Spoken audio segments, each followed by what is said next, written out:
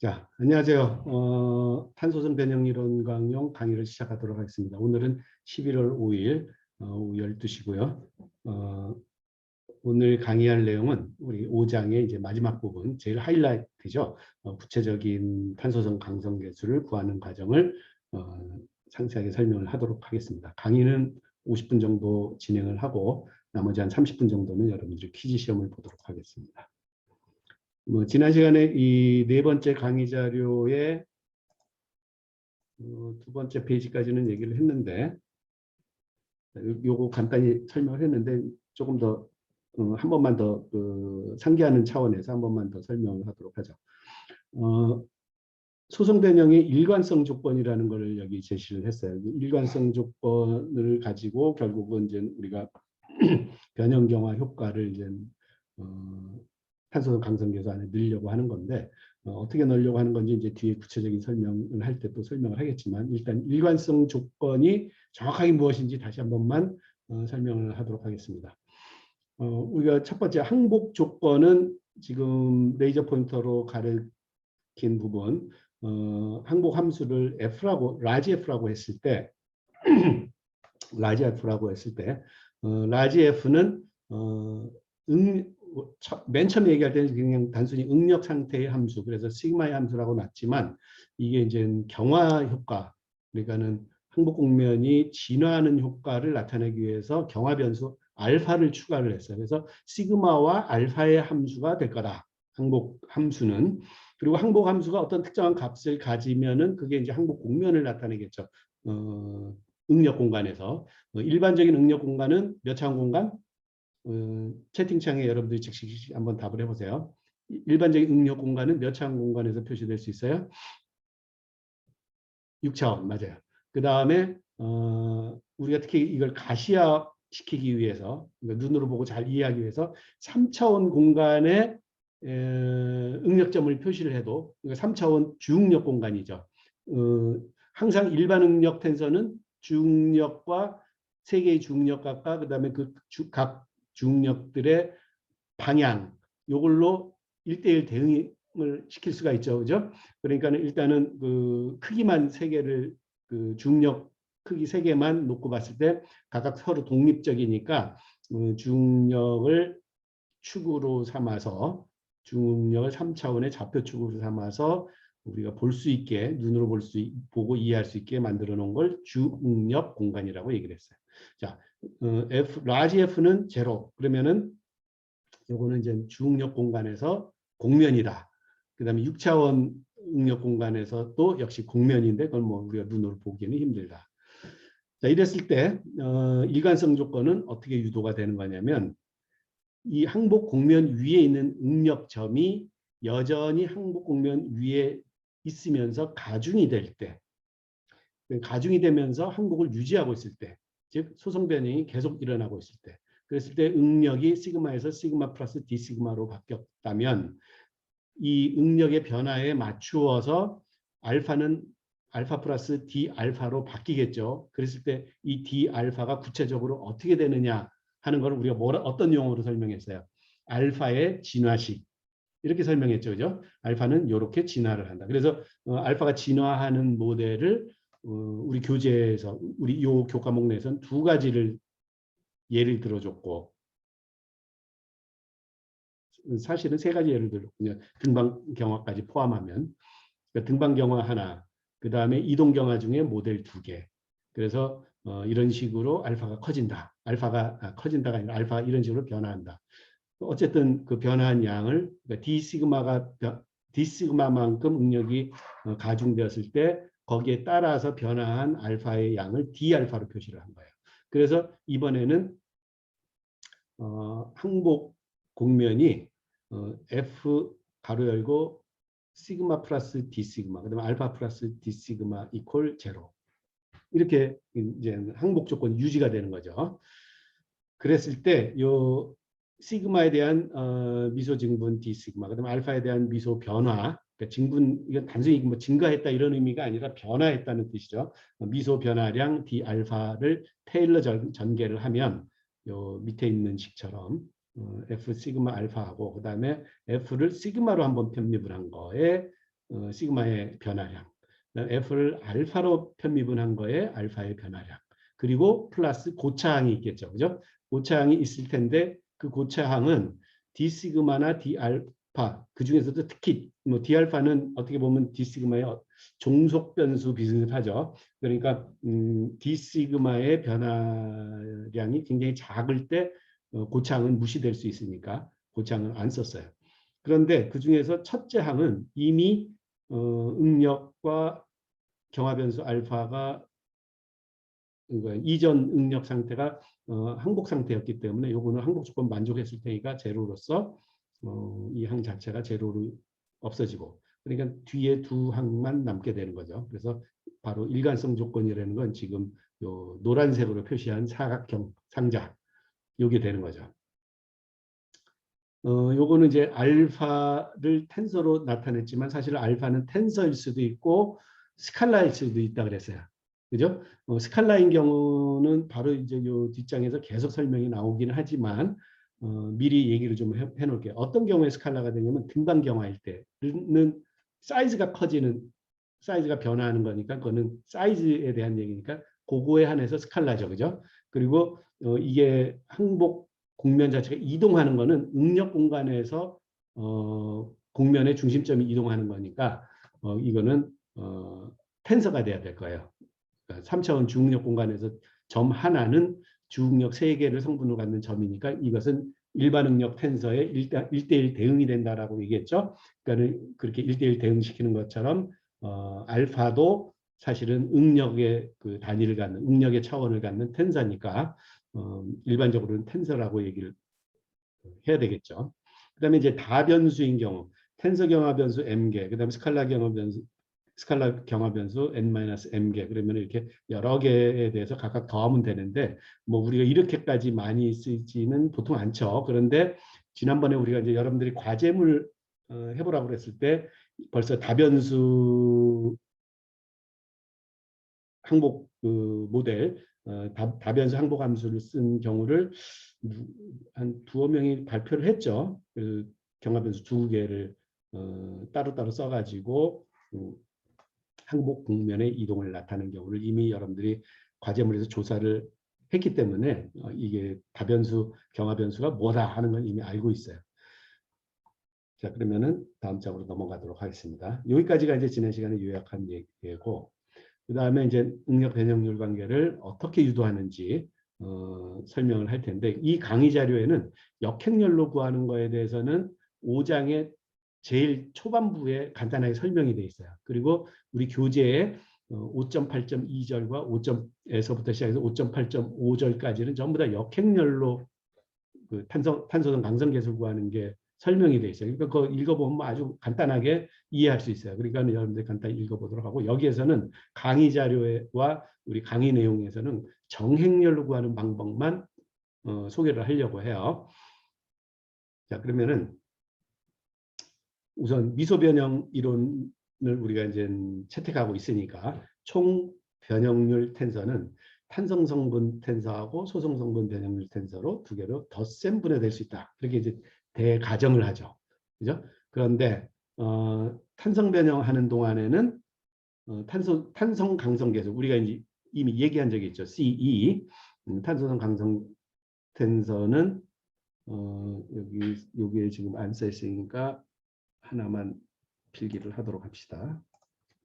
이건 어디에서 온 거냐면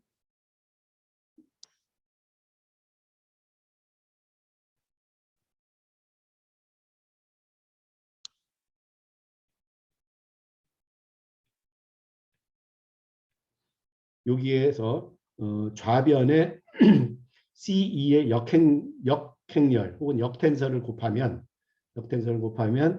D 입실론 E는 D 입실론 E는 CE의 역행열에 D 시그마를 텐서적 한 거가 되겠죠. 그죠? 만약에 이 CE를 6 곱하기 6 행렬로 그냥 나타내고 D 시그마를 6개의 성분의 벡터로 나타내면 행렬과 벡터의 곱이 되겠죠. 역행렬과 벡터의 곱이 되겠죠.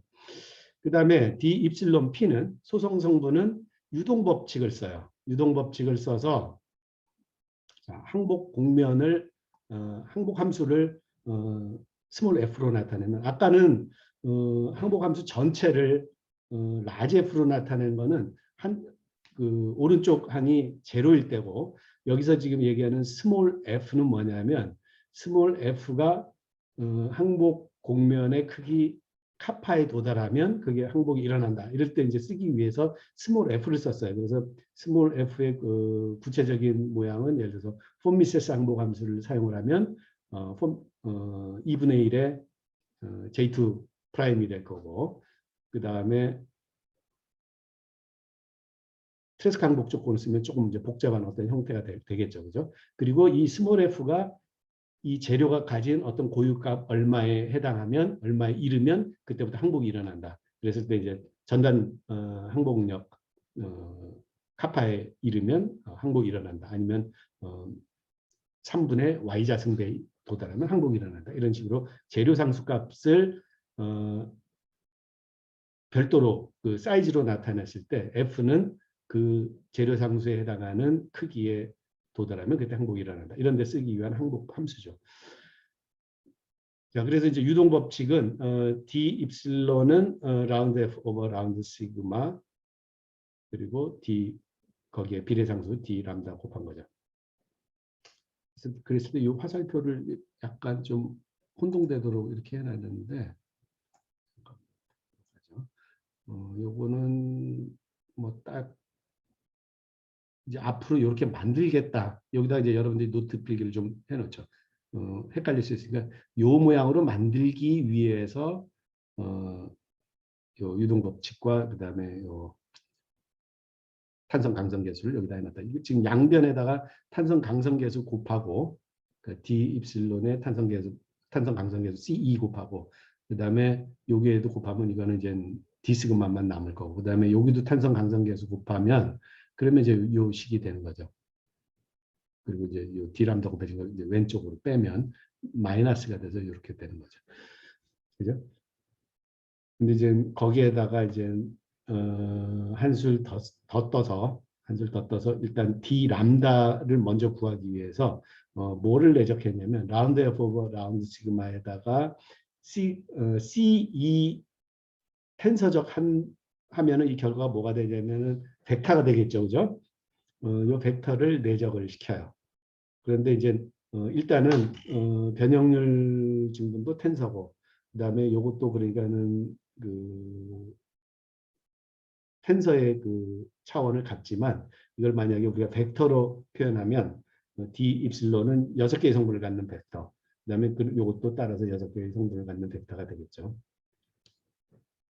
요 구체적인 계산 사례는 이따가 퀴즈 시험에서 여러분들이 이제 직접 그 숫자를 대입을 해서 한번 계산을 해볼 거예요. 자, 요거를 왼쪽에서 내적을 시키면, 그러니까 여기서 내적을 시키면 요 이제 항에다가 요거를 곱하는 게 되겠죠. 그러면은 CE는 그 역텐서하고 곱해서 1이 될 테니까 라운드 F 오버 라운드 시그마가 D 시그마랑 텐서적이 될 거고 그 다음에 6 곱하기 1 벡터로 나타내면 6 곱하기 1 벡터랑 6 곱하기 1 벡터가 서로 내적이 되는 거죠. 점 2개 찍은 게 점 하나로 바뀌겠죠. 그 다음에 이제 이 두 번째 항의 라운드 F, 이두 번째 항의 라운드 F 오버 라운드 시그마는 요 놈이고, 그 다음에 요 놈을 지금 내적을 시키고 있는 거니까 이 자리에 왔어요. 그러면은 요 값을 앞으로 이제 요 항이 우리가 이제 앞서서 가중 제한 조건에서 DL로 표시했던 거거든요. 여기 지금 설명이 나와 있어요.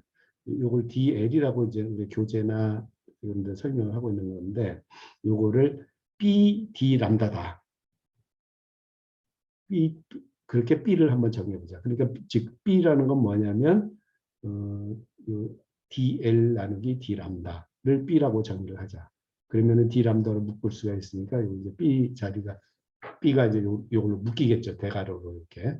그리고 이제 두 번째 항은 D 람다 곱하기 요거는 결국 스칼라가 되죠. 텐서 양쪽에 벡터가 곱해진 거니까 행렬 양쪽에 벡터가 곱해진 거니까 이제 결국 스칼라가 돼요. 요거를 이게 왜 스칼라가 될까? 좀 금방 머리 안 들어오면 요거를 성분으로 다 써보면은 더미 인덱스 왼쪽에 2개, 그다음 C는 IJK에 인덱스 4개, 그다음에 더미 인덱스 또 오른쪽에 2개 해서 텐서적 해도 스칼라 되고, 그다음에 이거를 좀 쉽게 표현하기 위해서 이거를 6 곱하기 1 벡터, 이걸 6 곱하기 6 행렬 이렇게 표현해도 결국은 벡터, 행렬, 벡터 이렇게 곱하는 셈이 돼서 스칼라가 돼요. 자, 여기까지 큰 무리 없죠? 혹시 질문 있으면 지금 채팅창을 통해서 질문을 하기 바랍니다.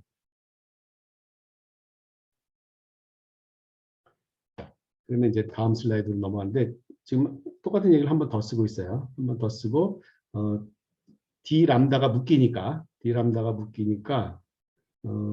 대괄호를 분모로 보내봤어요. 그러면은 자, D 람다가 어떻게 표현이 되고 있어요? 라운드 F 오버 라운드 시그마랑 CE를 곱한 거, 텐서적한 거, 점투해진 거. 그게 지금 총 변형률 증분하고 또 텐서적인 거니까 이것도 스칼라죠. 결국은 분자 스칼라, 그다음에 분모 스칼라. 그래서 스칼라분의 스칼라 돼서 스칼라 D 람다를 계산할 수 있을 거예요. 그래서 요 D 람다를 요게 이제 아까 얘기했던 요 벡터, 횡렬, 벡터 혹은 텐서적. 요게 왜 스칼라가 되는지 여기 지금 하첨자를 써가지고 지금 쭉 써놓은 거죠. 이게 이제 제대로 된 텐서적이고, 요거를 이제 6 곱하기 1 벡터로 좀 단순하게 표현할 수 있다 그랬죠. 그죠? 그러면 요거는 C는 6 곱하기 6 행렬로 표현이 되고, 그 다음에 요것도 6 곱하기 1 벡터인데, 하나는 가로 넣은 벡터, 그 다음에 6 곱하기 6 행렬, 그 다음에 그 오른쪽에 있는 6 곱하기 1 해서 세로 서 있는 벡터, 이렇게 표현하면 스칼라가 되죠. 요 결과를 이제 정리를 하면 D 람다를 이제 구했으니까 D 람다를 어디다 대입해요? 아까 이제 그 보여줬던 그 슬라이드 중에 지금 요거 있었죠, 요거 여기다 이제 대입을 하려고 하는 거예요, D 람다를. 그래서 D 람다를 지금 굳이 D 입실론의 고배항으로 지금 만들어 놨기 때문에, 자, D 람다의 자리에 대입을 하면 요거죠, 그죠? 대입한 결과는. 그러면 여기에 뭐가 있어요? D 입실론이 곱해져 있다가. D 입실론 곱해져 있죠? 여기 CE에 또 D 입실론이 곱해져 있죠? 그래서 요거를 첨자로 쭉, 하첨자로 형식으로 쭉 쓰면은 지금 여기 설명이 쭉 돼 있어요. 그래서 요 그 연산을 D 입실론을 밖으로 뺄 수가 있어요. 밖으로 빼면 요 앞에 이제 묶여지는 두 개가 형태가 똑같으면서 각각이 벡터, 동일한 벡터를 나타내고 있는 셈이 되죠. 그죠? 이게 이제 하첨자식 표현이나 아니면은 행렬 벡터식 표현에 익숙하지 않으면 이게 한눈에 좀 들어오기는 힘들어요. 그래서 오늘 퀴즈 시험에서는 요것도 각각 계산해보고, 그 다음에 요 분모의 요쪽 오른쪽 항도 각각 한번 계산해보는 그런 연습을 한번 해볼 거예요. 그러면 요 놈이 벡터로서 계산되면 요거 2개 곱한 행렬도 계산할 수 있겠어요. 요것도 문제로 냈으면 좋을 뻔했는데 요거는 제가 미처 생각을 못했네요. 자, 그래서 D 입실론을 밖으로 빼면은 앞에는 CE가 남고, 그다음에 여기에는 분모는 그대로 오고 분자에 뭐가 남냐면 6 곱하기 1 행렬 세로로 쓴 거, 6 곱하기 1 행렬 가로로 쓴 거가 남아요. 그럼 그 2개를 곱하면 결국 뭐가 나온다? 6 곱하기 6 행렬이 나오겠죠. 그죠? 그래서 요거는 결국 여기다가 좀 써주는 게 도움이 될까요? 제가 한번 써볼게요. 여러분들 헷갈리지 않도록. 요거는 6 곱하기 6 세로로 쭉 세로로 세워진 벡터고, 요거는 1 곱하기 6 가로로 누운 벡터예요. 동일한 벡터인데 성분만 가로로 누운 거예요.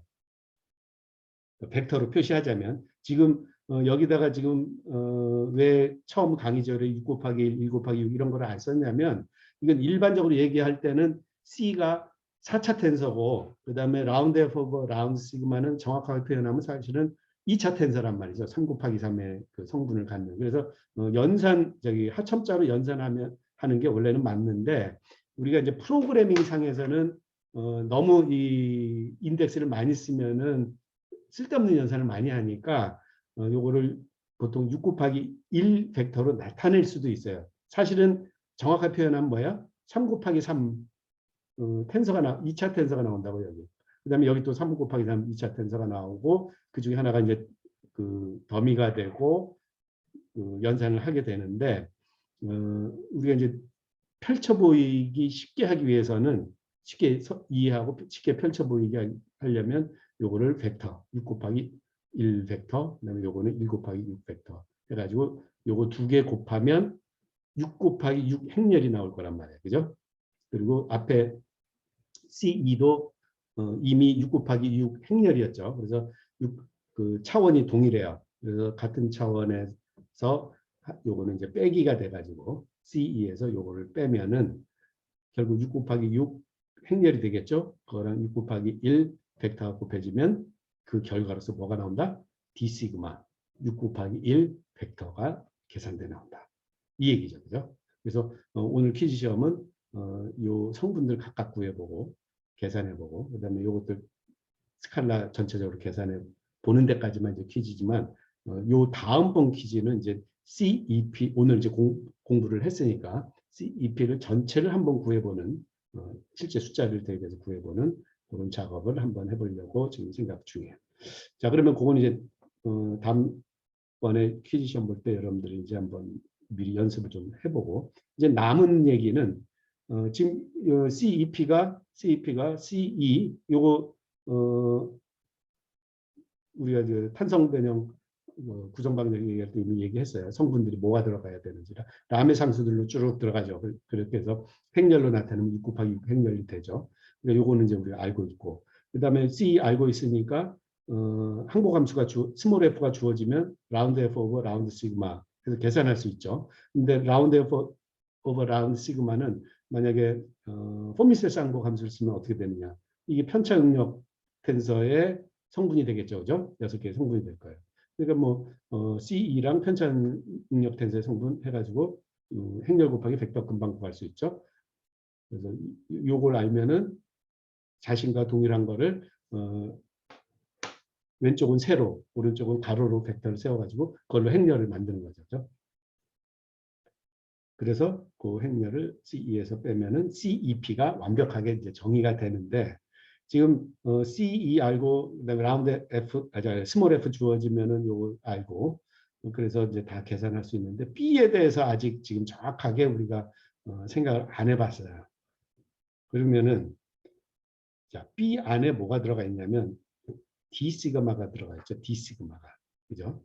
자 그런데 우리가 사실은 D 시그마를 CEP에다가 D 입실론을 곱해서 D 시그마를 사실 구해야 되는 입장이에요. 그런데 이 안에 B 안에 D 시그마가 이미 들어가 있단 말이에요. 그죠? 그러니까 이거는 미소 변형 이론 중에서 이 탄소성 강성 계수가 상수가 아닌 경우에 해당하는 거예요. 그러니까 시그마의 함수인 거죠. 어떻게 보면. 그죠?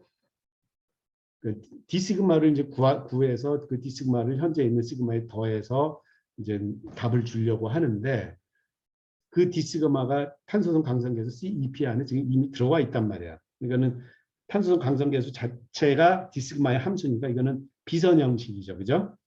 탄소성 강성계수 자체가 원래 비선형성을 강력하게 갖고 있기도 한데 강성계수 안에 B 안에 특히 D 시그마가 있는데 그러면 B는 어떻게 계산해서 줄 거냐? 이게 이제 오늘 설명할 핵심 내용이에요. 그래서 우선 설명을 쭉 전체적으로 마치고 그 다음에 이제 수치 해석적인 기법에서는 어떤 어프로치를 하느냐, 그거를 끝부분에서 결론적으로 얘기를 하도록 하죠. 자, 아까 일관성 조건 얘기했잖아요. 그 일관성 조건을 이제 구체적으로 한번 써보면, 자, F를 시그마로 편미분하고 시그마의 변화량, 시그마 뭐 증분이라고 보통 얘기하는데 증분 그러면 마치 증가하는 쪽으로만 항상 생각하는 것 같아서 그냥 변화량이라고 얘기를 합시다. 그다음에 F가 시그마의 함수이기도 하지만 여기 위에 보면 알파의 함수이기도 하죠. 그러니까 이 항복 조건을 지금 일반적으로 쓰면 아주 일반적으로 시그마와 알파의 함수이다. 하지만 구체적으로 쓰면 F, 스몰 f가 우리가 이제 보통 그 등방성 항복 재료의 항복 함수를 스몰 f로 나타내고 그 안에 시그마 자리에 시그마 마이너스 알파 그래가지고 요런 특정한 그 형태를 쓰면 이 뭡니까 항복 공면이 어떻게 되는 거예요? 평행 이동하는 거죠. 알파만큼 그죠? 알파만큼 평행 이동하는 거고 이미 요런 걸 이제 이동경화라고 얘기했고 시그마 마이너스 알파를 사용하는 경우를 그다음에 이동경화 모델로서 두 가지 교재에서 소개했고 그다음에 여러분들이 여러 가지 모델을 또 과제물로서 소개를 한 적이 있죠. 그래서 이동경화하는 효과는 시그마 마이너스 알파로 나타내고 그다음에 등방경화하는 효과는 카파로 나타내자. 그러면은 1차원에서 유동력 곡선을 이렇게 얻으면 이거는 어떤 효과가 반영이 되는 거냐면 등방경화와 이동경화가 함께 나타나는 수가 있는 거죠. 그죠? 그런데 예를 들어서 이제 재료의 특성으로서 어떤 재료는 등방경화만 하고 이동경화는 안 하더라. 그러면은 이게 순수하게 등방경화만 하니까 예를 들어서 시그마 마이너스 알파에서 알파는 항상 제로가 될 거고 그 다음에 제로 상수 제로가 되는 거죠. 그다음 만약에 이동 경화만 하고 등방 경화는 안 하더라. 그러면은 이 카파는 상수가 되는 거죠. 변화량이 없을 테니까. 근데 만약에 그 두 개가 다 작동을 하더라. 그러면 이제 요 일관성 요건이 밑에 있는 식처럼 돼요. F를 알파에 대해서 편미분하고 그다음에 알파의 변화량. 그다음에 카파를 알파에 대해서 사실은 이제 스칼라 알파에 대해서 편미분하는 거죠. 그리고 D 알파. 그런데 이 응력 곡선에서 보면은 너무나 명백하게 보통 이 알파를 입실론 P로 많이 잡아요. 그죠? 소성 성분, 그러니까는 변형률의 소성 성분이 증가하면 항복 공면이 커진다. 점점 확장된다. 그래가지고 이때는 알파를 당연히 입실론 P로 잡고 있어요. 그러니까 스칼라가 커지는 경우는 그러니까 항복 공면의 크기가 커지는 경우는 변형률의 소성 성분을 잡는다. 그래서 이제 제가 약간 모디파이를 요구를 했는데 지금 생각해 보니까 모디파이를 안 하는 게 더 나을 수도 있겠다 이런 생각이 들어요. 그런데 어쨌든 이제 강의 자료는 예전 강의 자료니까 강의 자료 먼저 따로 설명하고 나중에 1-알파랑 1-베타랑 베타 이렇게 지금 선형 조합을 한다 이렇게 이제 예전에는 설명을 했는데 다시 생각해보니까 꼭 이렇게 1-베타랑 베타를 곱할 필요가 있나 이런 생각이 좀 들어요. 그러니까 이거는 이제 어떤 개념이냐면 1차원에서 한 방향으로만 이 응력 곡선을 얻었을 때 그중에 등방 경화한 포션이 베타, 그 다음에 이동 경화한 포션이 1-베타 이렇게 해서 합 1만큼 여기서 이제 경화되는 양이 보이고 있다. 그랬을 때 각각 베타와 1-베타만큼 선형적으로 나누어 갖고 있다. 그 경화 효과를 이런 개념에서 베타라고 하는 조합 변수를 도입을 했었는데 지금 다시 생각해보니까 꼭 이걸 도입했어야 됐나 이런 생각이 좀 드네요. 어쨌든 도입을 한 상태에서 강의자를 만들어졌으면 계속 설명하면 자 DF는 그리고 첫 번째 항 이건 이미 BD 람다로 정의가 돼 있었죠. 그 다음에 배응력에 따른 진화식의 효과, 배응력 진화식의 효과가 지금 요거죠, 요거에 대한 1차 미분항. 그 다음에 등방경화의 효과가 이제 카파의 1차 미분항 이렇게 되죠. 그죠? 그러면 요거를 B D람다로 정의했으니까 DL은 B D람다일 텐데 요거는 요 식을 오른쪽으로 넘기고 요 항을 오른쪽으로 넘기고 그다음에 요 항을 또 오른쪽으로 넘기면 마이너스 라운드 F 오버 라운드 알파의 D 알파 그리고 1 마이너스 베타 곱해놨고 그다음에 D 카파의 D 입실론 P 그다음에 D 입실론 P에서 여기 이제 베타 곱해진 거 해서 이거 마이너스 사인이 있었으니까 플러스가 되죠. 그러면 이제 B가 뭐가 돼야 된다라는 걸 이제 알 수 있겠죠, 그죠? 그래서 B를 정리하면 D 알파가에다가 뭘 대입하느냐에 따라서 이제 B를 어떻게 정리하느냐가 좌우가 돼요. 그래서 일단 프라가의 이동 경화 모델을 쓰는 경우는 D 알파가 어떻게 돼요? C배의 D 입실론 P죠. 그리고 D 입실론 P는 유동 법칙을 쓰면 D 람다의 라운드 F 오버 라운드 시그마죠. 여기 대문자 시그마가 돼야 되는데 밑에 바가 붙어 있네요. 나중에 고쳐서 다시 업로드하도록 하겠습니다. 그 다음에 라운드 F 오버 라운드 알파는 마이너스 라운드 F 오버 라운드 시그마죠. 왜냐하면 요 모델을 이동 경화는 무조건 요 모델이니까 원래 시그마의 자리에 시그마 마이너스 알파를 집어넣는 거잖아요. 그러니까는 요거는 라운드 F 오버 라운드 시그마는 마이너스 라운드 F 오버 라운드 알파가 될 거예요. 그래서 이 자리에 마이너스 라운드 F 오버 라운드 시그마 대입하고 D 알파 자리에는 요거 대입하면 요거는 결국 정리하면 마이너스 C배의 D 람다의 라운드 F 오버 라운드 시그마의 자승 이렇게 되겠죠. 그러니까 요 내적한 거는 요 벡터 크기의 자승 이렇게 되겠죠.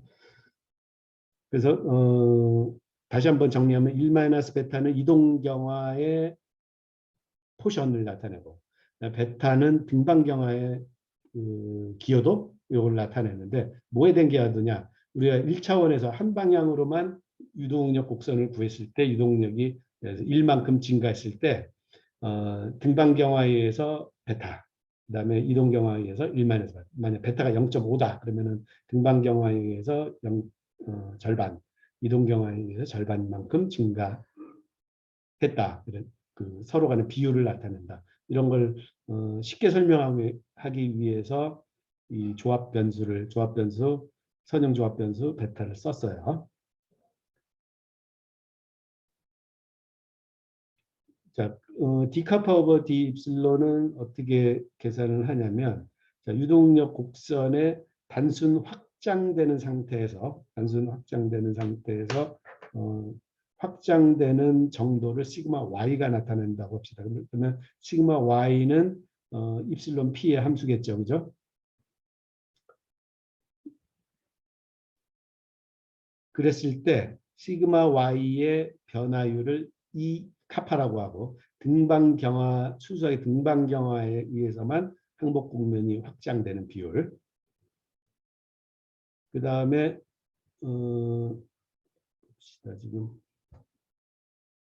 카파는 3분의 시그마 y 자승이니까 카파 자리에 y를 대입하고 시그마 y를 대입하고 그 다음에 시그마 y 오버 d 입실론 p를 E 카파라고 하고 그 다음에 나머지 이쪽 성분을 이렇게 쭉 가져오고 그 다음에 비례상수 D 람다를 가져왔어요.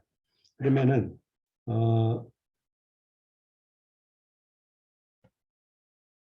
프라가 이동 경화하고 등방 경화를 선형 조합하게 되면은 자 요거는 앞부분은 C의 D 람다가 나오죠.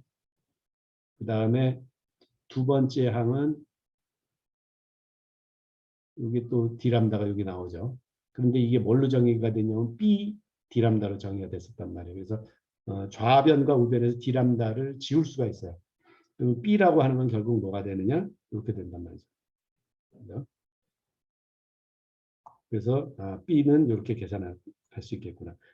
이동 경화가 있으면 1-베타가 0이 아니면 프라가 모델에서 이제 C를 측정을 해가지고 이걸 계산을 하고 그 다음에 등방 경화가 기여도가 있으면 그 기여도 베타 곱해가지고 요거는 뭐 유동력 곡선에서 이제 측정해가지고 계산할 수가 있죠. 그래서 결국은 요 상수 B는 등방경화, 이동경화를 동일하게 나타내는 재료상수다. 그런데 여기서 이제 제가 왜 조합 변수 베타를 괜히 쓴 것 같다 이렇게 생각을 했냐면 바로 요것 때문에 그런 거죠. 이 K는 그 자체로 항복 곡면이 등방경화 있으면 항복 곡면의 크기의 변화율을 여기다 썼는데 그거에 베타배만큼만 기여를 한다? 이게 좀 말이 안 되는 것 같아요. 그래서 조합 변수 베타를 괜히 쓴 것 같다. 그냥 베타 1, 1 베타 자리에도 1 이렇게 요것도 그냥 쓰지 말고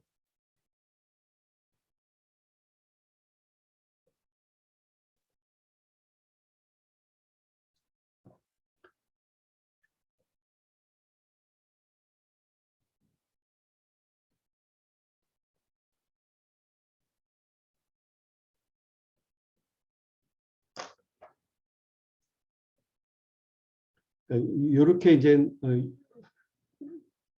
지금 이 K의 정확한 정의는 뭐 어떻게 되냐? 등방 경화할 때만 항복 곡면 크기가 변화하는 거다. 이렇게 만약 이게 이제 뒤에 쭉 강의를 이건 선형 조합 변수 베타 사용하고 난 다음에 EK를 명확하게 하기 위해서 강의를 쭉 하다 보니까 요게 그냥 등방 경화하는 크기의 변화율을 항복 곡면 크기의 변화를 이제 이게 전체가 다 나타냈는데 그거에 베타배만큼 줄여서 등방 경화한다고 볼 수 있을까 이런 의문이 생겼어요. 그래서 베타라는 거를 여기다 곱해서 쓰면 안 되겠구나 그런 생각을 이제 한 거죠. 그러면 이제 베타라는 거는 일자를 좀 정확하게 쓰도록 하겠습니다. 베타라는 거를 썼을 때는 이제 어떤 생각으로 이제 베타를 썼냐면 한 방향 1차원에서 그냥 그 변형경하는 유동력 곡선 전체에 대해서 여기 이 카파를 d 시그마 y의 변화 그러니까 시그마 항복 곡면 크기의 변화율로 보지 않고 그냥 유동력 곡선 보이는 대로 유동력 곡선의 변화율로 쓴다면 그러면 이제 이 P가 되겠죠, 그죠? 아마 앞 슬라이드 EP 이렇게 정의를 했죠. 그냥 등방경화와 이동경화를 모두 감안한 유동력 곡선 자체의 기울기 D 시그마 F 오버 D 입실론 P 이 P를 이 자리에 사용한다면 그거의 베타배만큼만 그것만이 등방경화 포션이 등방경화 기여하는 부분이다. 그래서 그때는 베타를 쓸 수가 있어요. 그런데 지금 2의 카파를 썼을 때는 베타는 무조건 1이 돼야 된다. 그리고 여기는 요것도 그냥 1이 돼야 된다. 왜냐하면 그 뺀 나머지만 가지고 모델링을 했을 테니까. 여러분들이 조금 지금 혼동될 수 있는데 이 카파를 이렇게 정의하고 나서는 요거 베타랑 1만에서 베타는 각각 1로서 빠져줘야 된다. 이걸 다시 한번 강조를 할게요. 그러면 베타랑 1만에서 베타는 왜 처음에 도입했었냐? 이 카파 대신에 이 P를 썼을 경우에는 베타와 1만에서 베타를 쓰는 게 타당하다. 이해가 되죠? 여기다 필기를 하나 해놓을게요. 나중에 이걸 쭉 수정을 해서 다시 업로드를 하도록 하겠습니다. 자, 여기다가 정리를 하면 이 카파 대신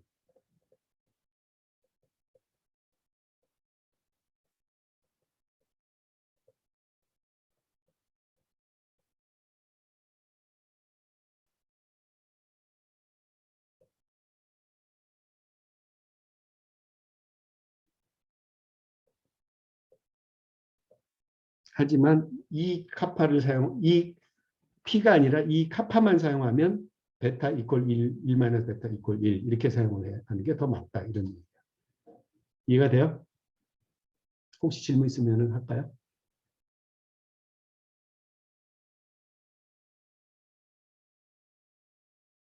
자, 그러기 위해서는 이 카파하고 이 P를 다시 한 번만 여러분들이 좀 주의 깊게 생각해야 되는데 이 카파는 항복 곡면 크기 자체가 늘어난 변화율. 그 다음에 이 P는 유동력 곡선이 증가한 변화율. 그러니까는 그림으로 표현하자면 이렇게 인식을 하면 여러분들이 쉽게 좀 구분할 수 있을 것 같아요. 인장 압축만 가지고 한번 얘기를 해보죠. 자, 요 정도 시점에서 반대 방향으로 요게 Y0고 요게 인장 방향이니까 YC라고 하고 요게 반대 방향으로 압축 방향으로 마이너스 Y 요건 YC가 아니라 YT가 되는군요. 텐사일이니까.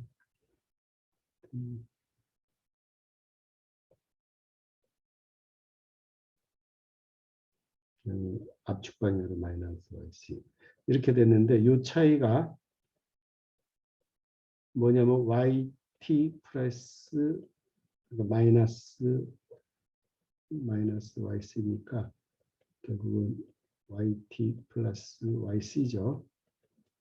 요게 2배의 Y0보다 크면 그러면 항복 공면이 커진 거잖아요. 그죠? 이동했을 뿐만 아니라 커진 거예요.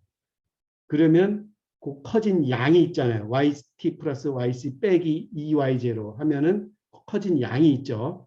그 양을 이 입실론 P에 대해서 그래프를 그린 다음에 그 기울기를 구하면 그게 바로 이 카파라는 거예요. 이해가 되죠? 그 다음에 이 P는 뭐예요? 지금 요 그림에서 보이는 요대로 요 곡선상에서 유동력 곡선의 기울기가 이 P예요. 이해가 되죠? 좀 더 명확한 여러분들의 도움 주기 위해서 아예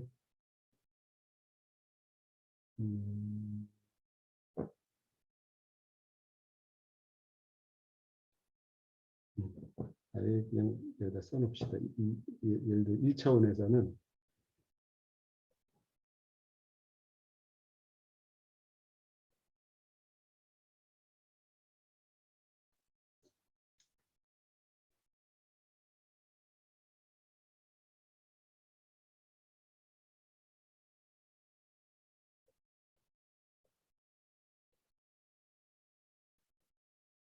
지금 이 경우에는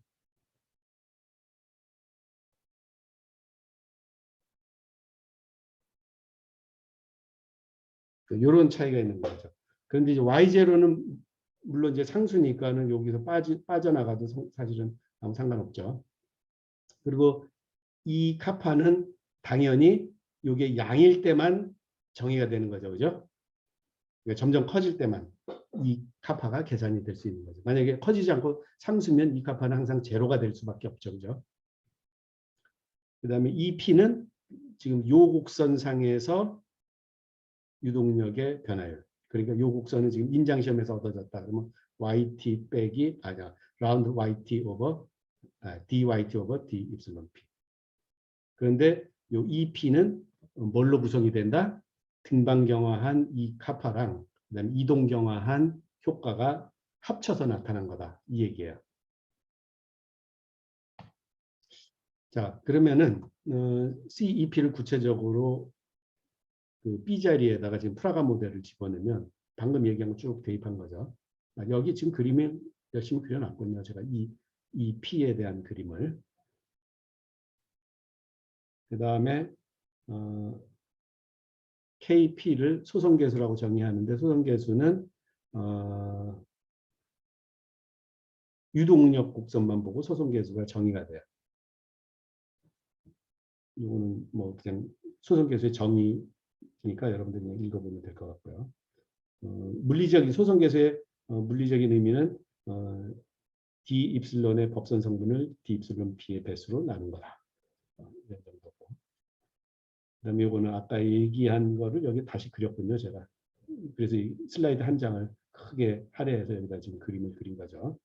자, 여기서 여러분들이 봐야 될 거는 자, 요게 2배의 시그마 Y예요. 인장 방향과 압축 방향, 항복, 각각 항복점이죠, 항복점. 그다음에 거기서 저기 D 입실론 P만큼 추가로 변형했을 때 변화율은 요건 2배의 시그마 Y 플러스 D 시그마 Y. 그랬을 때 D 시그마 Y 오버 D 입실론 P는 2 카파. 그 다음에 소성계수는 그냥 유동력 곡선의 3분의 2배. 자, 그다음에 이제 지글러 모델은 뭐 그렇게 저기 프라가 모델 이해했으면 똑같은 절차로 이제 계산하는 거니까 이거는 여러분들 그냥 이거 쭉 따라가도 그렇게 복잡하지 않아요. 그래서 지글러 모델은 B가 어떻게 되느냐, 어떻게 정리되느냐 결과만 얘기하도록 하죠. 지글러 모델의 B는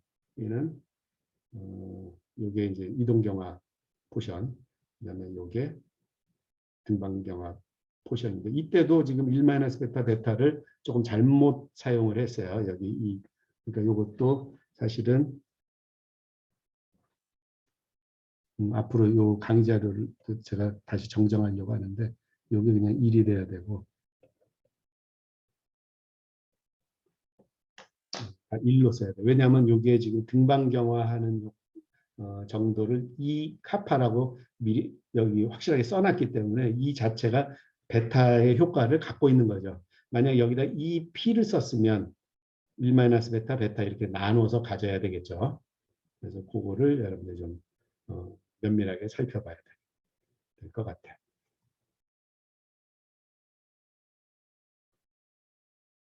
그다음에 미소 변형을 적용하는 알고리즘은 유한요소 해석에서 유한요소 해석 그리고 요거는 선형조합 변수 베타를 앞으로 수정할 거니까 이거는 신경 쓰지 않아도 돼요. 그다음에 5의 구절에 이제 상세히 설명하는데 자 여기에 이제 한 가지 중요한 문제가 있는 거를 설명하고 오늘 일단 강의는 마치고 여러분들 퀴즈 시험을 보도록 하겠습니다. 미소 변형을 적용할 때 지금 요게 지금 요 내용이 이제 여러분들의 교재 155페이지가 맞는지 모르겠는데 교재가 한번 다 바뀌어서 5의 구절이 155페이지가 아닐 것 같아요.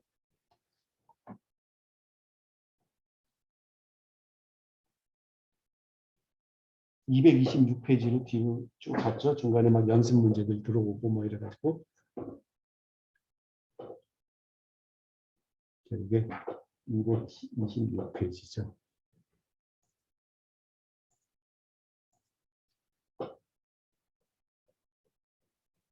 여기 보면 이제 D 입실론에다가 우리가 지금 정리한 탄소성 강성계수 텐서적 하면 D 시그마가 구해진다는 거예요. 그러면은 여러분들 이제 보통 이게 이제 요 관계를 이제 유한요소 해석에서 이제 활용을 하는데 결국 이제 유한요소 해석에서 외력이 가해지면은 변이를 보통 구하죠, 그죠? 변이를 구해요. 그래서 그 변이를 D 입실론을 1 곱하기 6 행렬 1 곱하기 6 곱하기 1 벡터로 만들었잖아요. 그러면 그 변이를 이걸로 그 6 곱하기 1 성분으로 만드는 벡터 성분으로 만드는 식을 여기다 집어넣고 나면 변이 곱하기 뭐 이런 식으로 되는 거죠, 그죠? 그런데 이제 한 가지 중요한 포인트는 뭐냐면 D 입실론 그다음에 CEP, D 시그마 요 셋 중에서 D 시그마는 객관성이 없어요.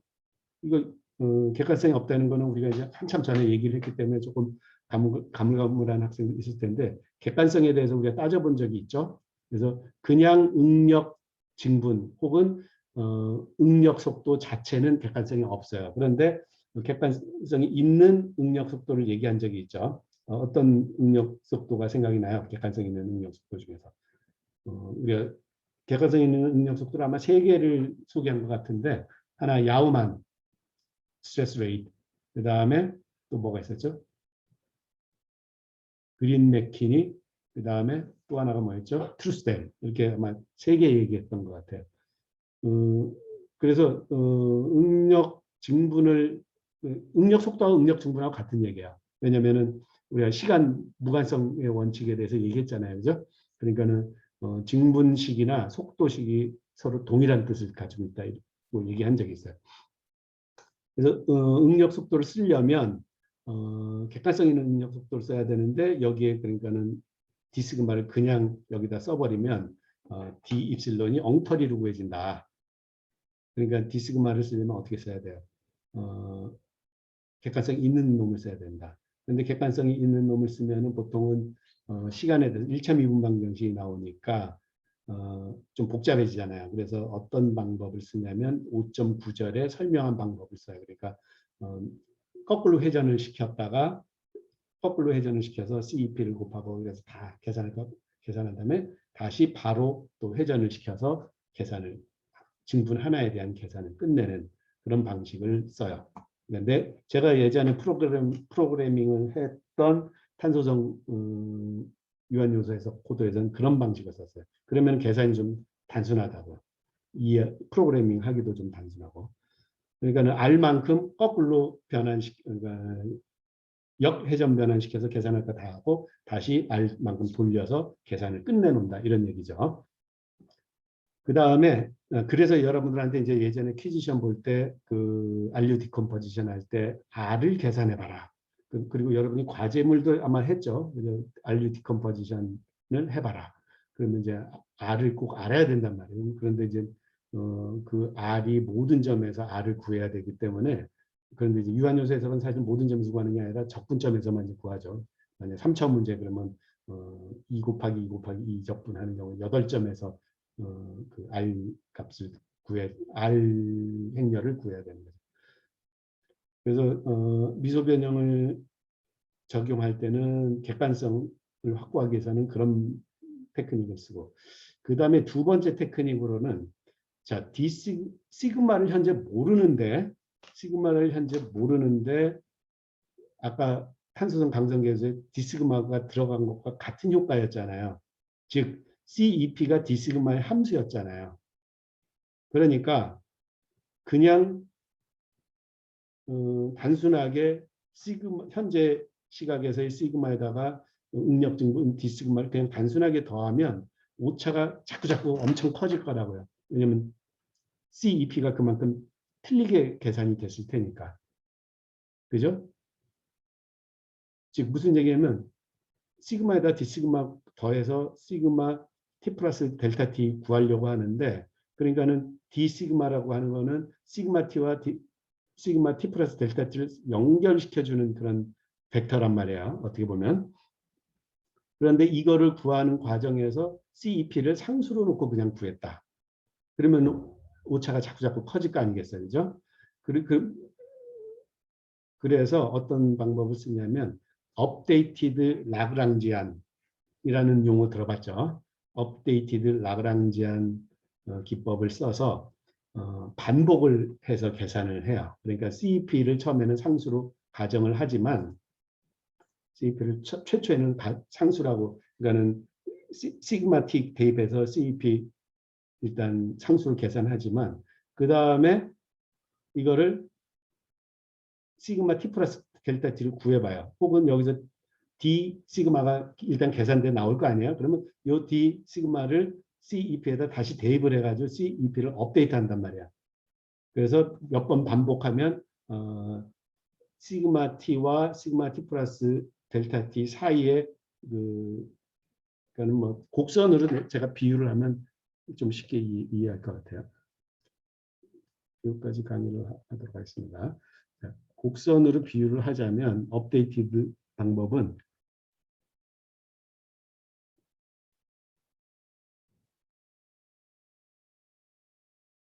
(1차원에서만) 한번 생각해 보죠. 자, 요게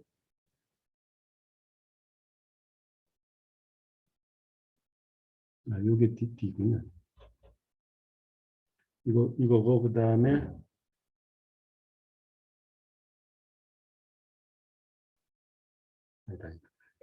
한쪽을 입실론으로 놔줘야지 얘기가 되는군요.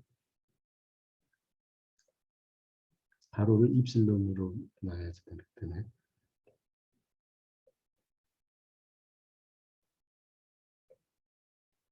자, 여기서 요거의 기울기가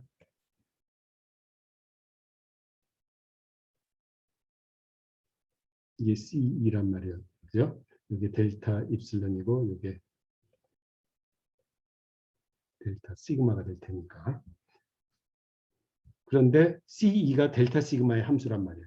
즉 다시 말하면 시그마의 함수란 말이에요.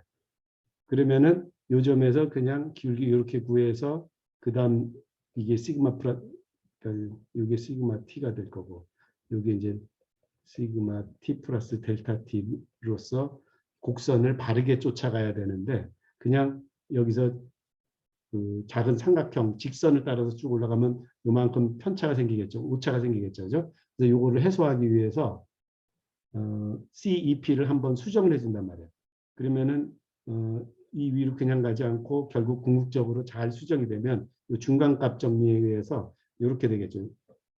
색깔을 한번 바꿉시다.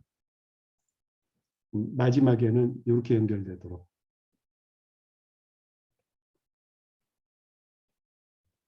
이게 바로 이제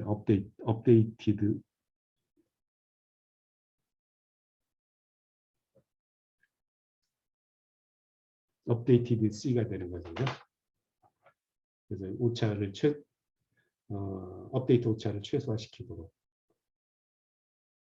이런 방법이죠. 그러니까 두 가지 이제 그 실제로 수치 해석적인 방법 절차에서는 두 가지를 고려를 해야 되는데 하나는 객관성을 갖기 위한 D시그마는 객관성 있는 D시그마를 직접 쓰는 게 아니라 아예 그냥 R을 써서 미리 역회전 변환 계산할 거 하고 그 다음에 정회전 변환 시켜서 계산을 끝낸다.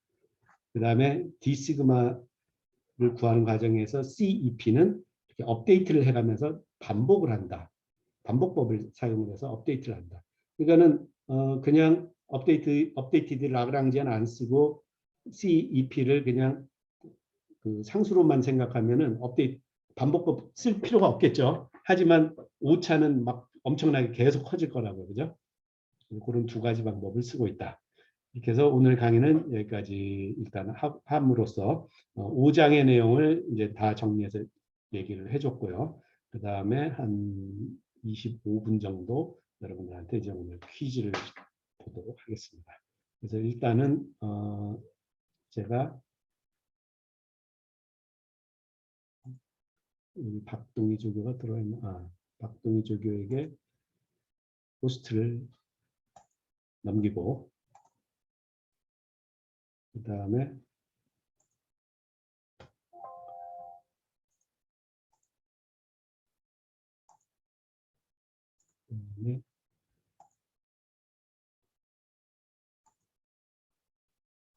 박동희 조교에게 퀴즈 시험 문제를 전달을 좀 미리 했어야 되는데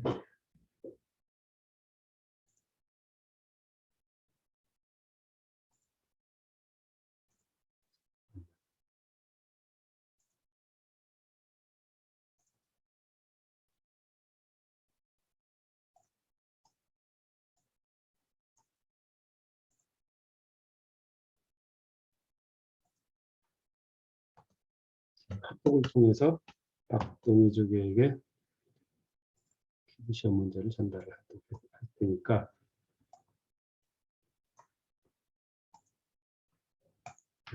박동희 조교는 이거를 단톡방에 신속하게 배부해 주시고 이거를 다운받은 사람들은 채팅창을 통해서 다운을 받았다라고 확인을 좀 해주세요.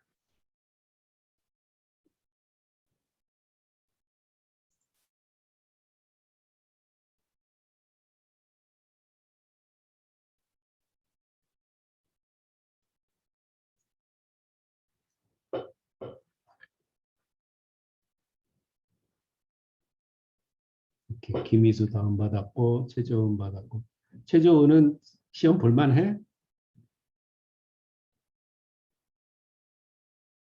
어제 백신 맞았다는데